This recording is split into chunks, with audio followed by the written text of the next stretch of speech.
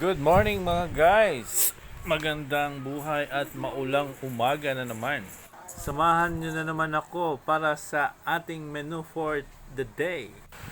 Yan, pritong isda. Yan at ang galing sa bakuran, papuntang hapagkainan, talbos ng kamote. Yan ang mga sangkap para sa ating insaladang kamote. Ilublob lang natin sa kumukulong tubig ng 1 minuto ang talbos ng kamote. After 1 minute, hanguin na natin.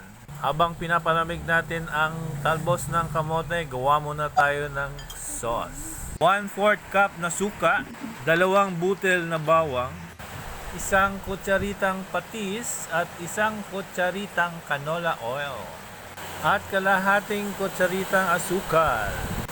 At budburan ng paminta. At saka mo i-mix. At ihalo na natin ang sibuyas at kamatis sa talbos ng kamote. Medyo maingay, lakas ng ulan ngayon. At ilagay na rin natin ang ginawa nating sauce. Haluin lang at ito na ang ating insaladang talbos ng kamote. Subukan nyo mga guys, ang sarap, promise. At partneran nyo pa ng pritong isda. Ay nakaw! Yan, thank you for watching.